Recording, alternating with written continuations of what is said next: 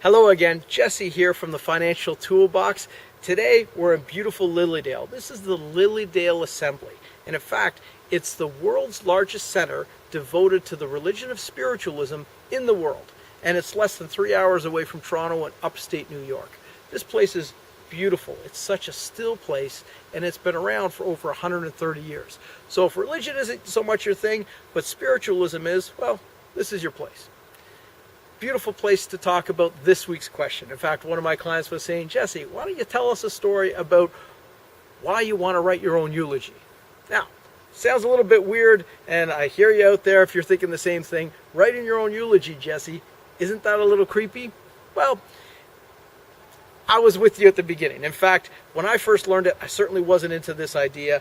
I thought it was a little bit weird. And then a little bit of time passed, and I began to warm up to it. In fact, one of my business coaches suggested it as an exercise to do for business planning, if you will.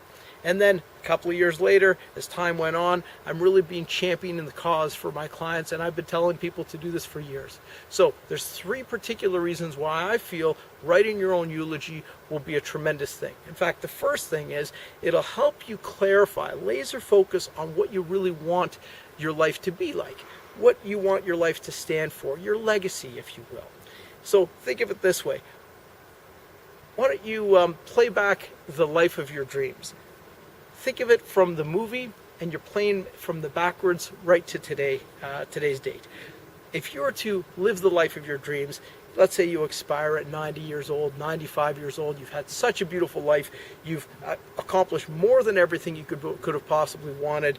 What does that look like? What would you have done? Now, for most people, it's not just a matter of making a bigger pile of money. It's actually, what have you given back? Who have you inspired?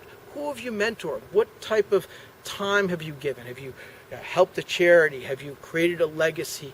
Who are the people whose lives you've touched the most, who live on after you've gone? And when it comes down to your final farewell, what's it like? Who's going to be there? Is it going to be a couple of people? Is it going to be 2,000 people? Is it going to be centers of influences, politicians, captains of industry? Who will be there to take time out of their day to send you off on your final farewell? And why would they be there? So think of this type of a life for you. Imagine what it would be like. Take a few minutes, bask in that, enjoy it. And then come back to regular life. And if you're like me and most people, you're like, holy crap, I haven't done any of this stuff yet. Well, it's not so bad, because right now you've got some time to create the life that you want. You might have 10, 15 years, you might have 20, you might have 40 years to really begin to create what you want. But it's better to realize this now than on your deathbed. So that's the first thing.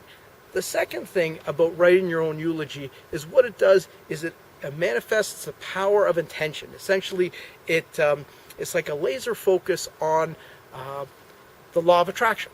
I can't explain it, but this power of intention is something. When you write it down, there's real power to that.